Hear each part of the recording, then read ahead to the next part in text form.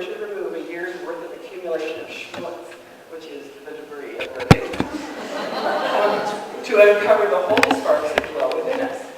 Through meditation, deep introspection, prayer, and song, we discover the treasure within.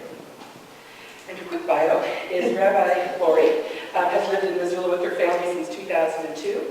She first became interested in becoming a rabbi when she attended Hadraka. Is that right? Hadraka, thank you. It's a United Reformed Jewish leadership seminar in 2008. And she studied with the Aleph Alliance for Jewish Renewal Ordination program.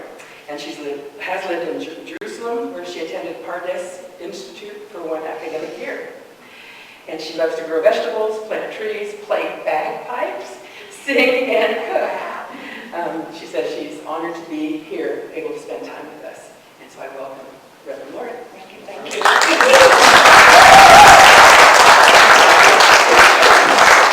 Hi, everybody. I knew when I was going to come down here that I'd meet somebody I knew, but I didn't know who it was going to be. But Zeheva is here, and also Celine. Yeah. And I just knew that somebody was going to be here that I knew already. And it's really good to see you, especially because, it goes back for a while. You're going to cuss me? Okay, hello. I'm supposed to keep talking so that you can get me adjusted. But, is it popping at all? Yeah, all right. So just tell me what you want. I love the theme for this month because it aligns so perfectly with the Jewish calendar. Because when I first started practicing Judaism, I can hear a cock. I wondered, why are all these holidays piled up together? Because there's Rosh Hashanah, the end of the year, and then 10 days later there's Yom Kippur, and 4 days later there's Sukkot, and then at the end of Sukkot there's Simchat Torah, and it's like, what's going on here? Like, I'm being assailed by holidays that I'm supposed to celebrate, but why? Well, it didn't take too long for me to realize it shakes you up, and it gets you ready for a new beginning. It literally, you literally spend the whole month before Rosh Hashanah, this month, Elul, in a place of introspection and examination, and where did I fall short in my relationship with the divine, and who do I need to apologize to? We're supposed to do both of those things. You don't get off the hook for encountering people saying, "Excuse me, I hurt you, and I'm really sorry for that," and not one of those kind of excuses. But I was feeling sick. No, not one of those. It's like I know I made you feel bad, and I have to apologize. No excuses. So then I get to Rosh Hashanah, and it's the head of the year, it's the beginning of the year, but it's tempered by the fact that we have 10 days where we're really supposed to finish those encounters with other people and really reckon with what is my practice going to be in this year to come. And then at the end of Yom Kippur, which is really actually a joyful day, it's called the Day of Atonement, but you can also think of it as the Day of At-One-ment, At-One-ment. And so even though you are almost rehearsing your death, because you don't eat, you refrain from sexual relations, you don't wear leather, you basically step out of all your regular patterns so that it can shake things up even a little bit more. At the end of that day, you feel this great sense of cleansing if you've actually done the work in the month and 10 days before that, 40 days before. And then 4 days later, you step out of your house and you go into this thing. Now in Montana, in October, we could have a frost. It could rain, and the rabbis in their wisdom said if the soup is diluted, you can have your meal inside, but you're supposed to literally dwell in the sukkah. So in a lot of Bibles, it's referred to as the Feast of Tabernacles in the translations. Sukkot is a holiday where you go out into this dwelling that has a roof covered with natural materials that grew in the ground, like corn. It could be corn stalks, it could be, depending on where you live, whatever you got. But you're supposed to be able to see the stars through it. It's not much of a shelter. And the idea is that you've done this spiritual harvest. Now you're stepping into this harvest booth, which is like the booths that the ancient Israelites built for themselves, with a little bit of shade overhead, not too much, so that they could bring in the crops. And it's a spiritual harvest because you've come through all the rituals of beginning the new year and of cleansing and of starting anew. And there's like this sense of trust. I can go out here, out of my house. I can sleep on the ground in the sukkah. I can take all my meals in the sukkah because there is divine presence surrounding me. It's really remarkable. So once you realize that that's what all those holidays are about, they start to make sense. So I wanted to talk a little bit about Elul, which is the month we're in. Today is the 22nd day of the month of Elul. And Elul in Hebrew is spelled Aleph, Lamed, Vav, Lamed. And each of those letters is the first letter of this phrase, Ani v'dodi v'dodi li. I am my beloved's and my beloved is mine. And the idea is that in this month of Elul we say, God is in the field. In other words, God is not transcendent somewhere far away that we can't get any relationship with, like in flannel, denim, sitting by the fire pit with us. And it's up to us to reach out. It's like an intimate, unscripted encounter before you get to the big liturgy of the high holidays. And there's an invitation in this for us to do what's called tshuva. Tshuva is a word meaning return or turning. And in that return, we begin to remember who we are. What does it care about? What does it value? What do we want? What do we want in this life? What do we want for ourselves, for our families, for the earth, for the world? And we recreate it as if it were brand new, as if it was the first day. And in that recreation, we wipe away all the baggage of the year. Now, if you wait for years to do this, you can have, sometimes it seems like too big a task. You have to reach too far back in time to make your apologies, too far back in time to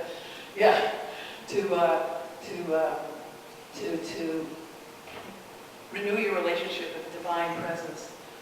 But really, any instant can be a moment of tshuva. There are cycles of tshuva.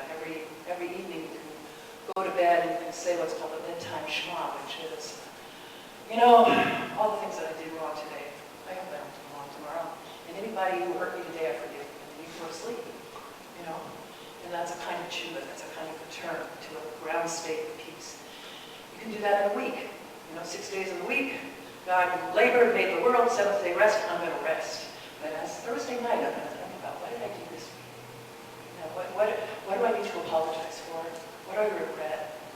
Maimonides, the great medieval Jewish physician and scholar and rabbi, said, it's one thing to realize the stuff that you did that you really didn't want to do.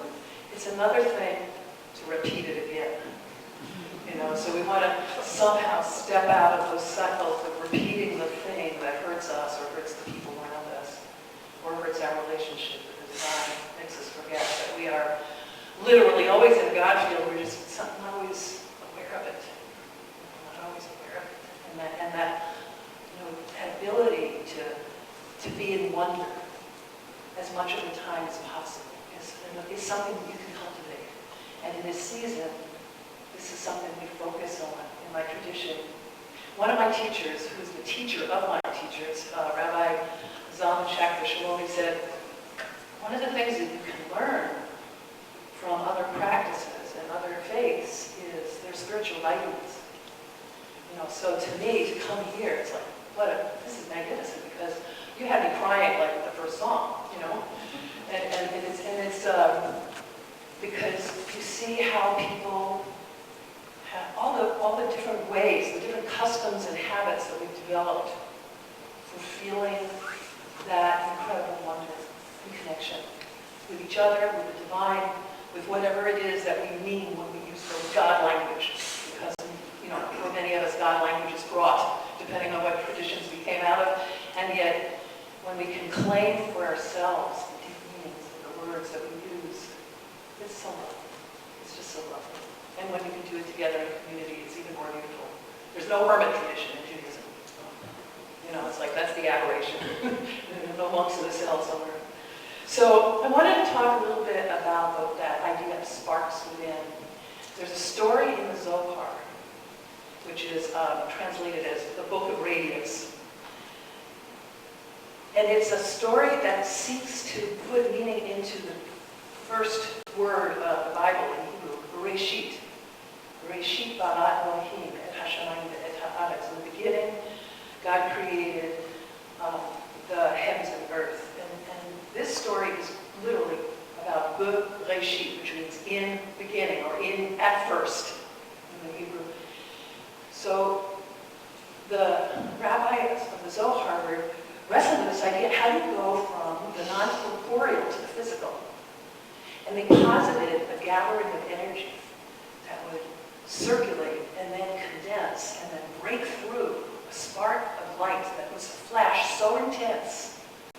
They call it Lotsina de Kardanuta, which is Aramaic for a lamp of darkness, which sounds like an oxymoron, a lamp of darkness. But if you've ever done photography and you overexposed a film so there was so much light that it went black, that's the image that this should bring up. The Lotsina de Kardanuta. So this huge bolt of energy enters into the physical realm, and out of this energy comes all of us. Well, there's a little bit of it left inside every person. And that's that spark of holiness that gets, as Danelle said, schmutzed up. You know, schmutz is a good Yiddish word, and I think it sounds like a borrowed word from German. If anybody speaks German here, is it? Yeah. Yeah, there's a lot of German and Slavic words in Yiddish and some other, like, Finno-Turkic stuff too, but depending on where it passed and its origins. But schmutz is another word for that in English might be baggage. Baggage of the year, you know. And so we just get involved in relationships that are not clarified, promises not kept, and we lose sight of the things that drive us and move us. And so, the month of Elul, I am Anita Dodi. I am my beloved, and my beloved is mine. From the Song of Songs, an erotic poem that is really used to speak of our relationship with the divine, and is seeking for the divine. It gives us the motivation, the power, the energy, the fervor to find that in ourselves, you know, and to say, schmutz be gone. Schmutz be gone. And how do you do that? Well, that's the thing. What's the spiritual technology that you use for that? You know, and meditation, certainly, you know, is one. Prayer. There's a formula. Tshuva, tefillah, tzedakah.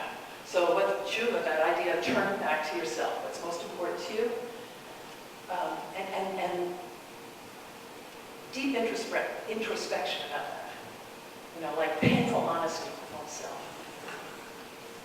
I know it. I see faces I know. It's like all of a sudden I'm recognizing people who are very nice. And I don't even know why I do this, but it's really nice to see.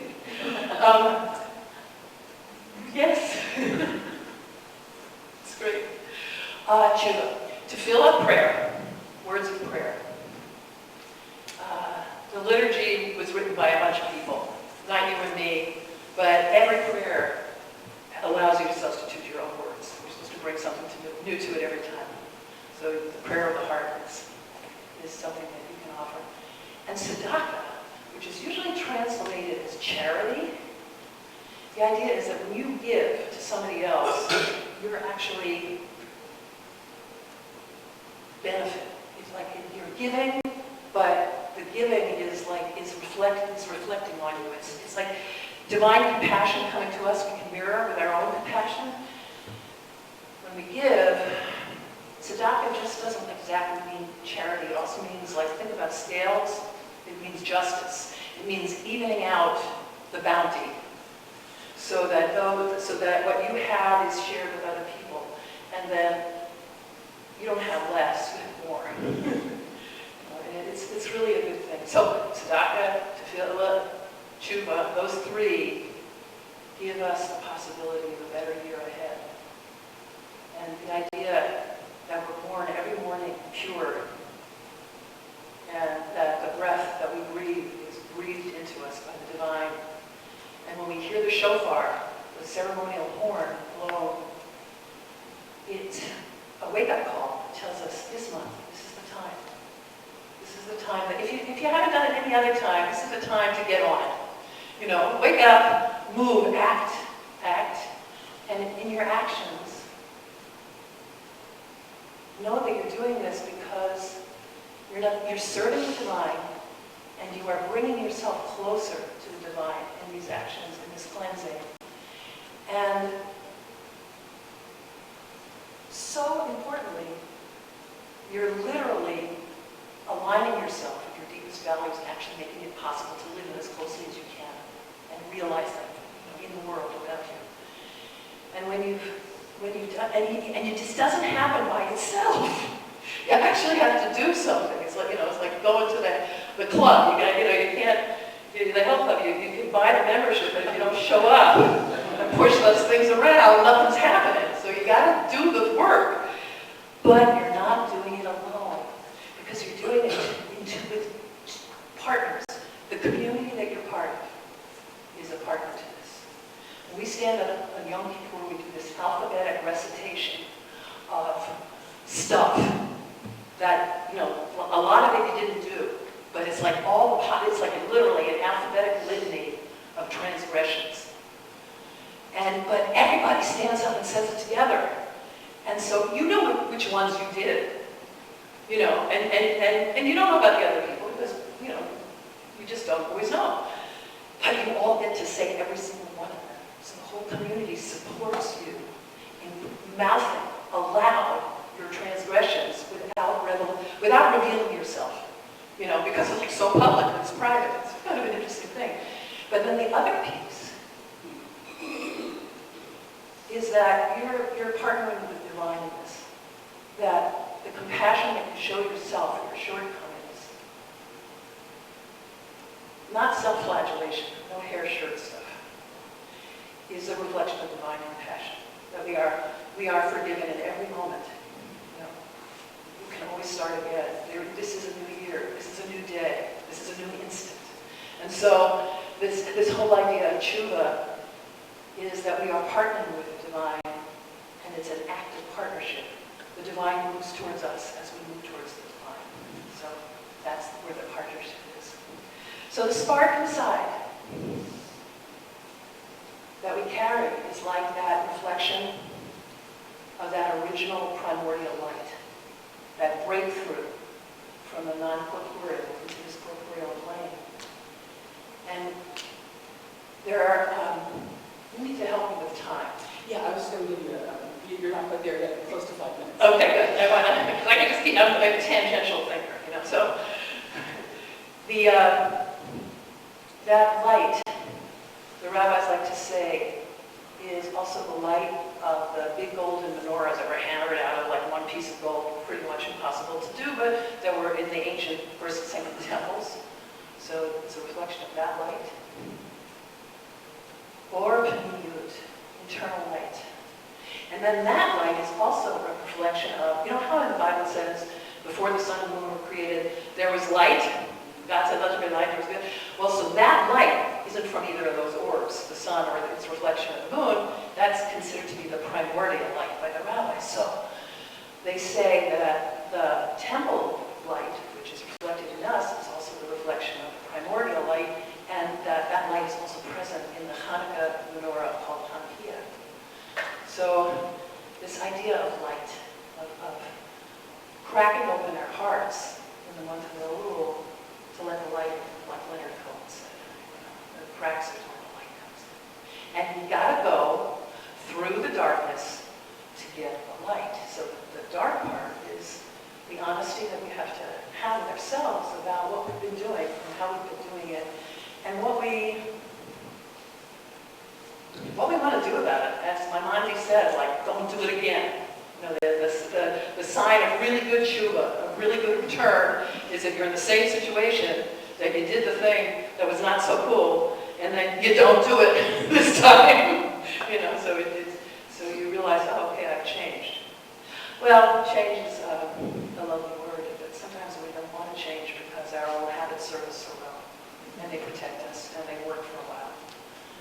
And so we can speak about change, but sometimes change happens so incrementally, that it's, we don't always know what's happening. This time of year, we can do that spiritual harvest and really do that cheshbon hanefesh, that soul accounting. That lets us say, did I go somewhere on that one? The one I was thinking about last week? Did I actually have an index card. I write, I take it, my top 3, I put it on an index card, and I have a red string. And I tie it either around my wrist or I tie the card up to the mirror in the bathroom. So that it reminds me, this is the stuff I'm working on now. This is the stuff that I'm trying to push down the pipe. Rabbi Levi Yitzchak Berditchev, who was one of the Hasidic rabbis, said that the reason for introspection is not to search for perfection, but really to acknowledge our imperfection, our human frailty. That we can really see for ourselves that we make mistakes. So stuff like that. So here's what I wanted to tell you. It's the lyric of a song, and I think it encapsulates this season of return, which promises us the hope for a new year, a hope for a very beautiful year, a year of realization of our highest values, a connection to each other, a connection with the divine. And it goes like this. Return again. Return to the land of your soul. Return to who you are. Return to what you are. Return to where you are born and born again. Return to the land of your soul. That's it. Thank you.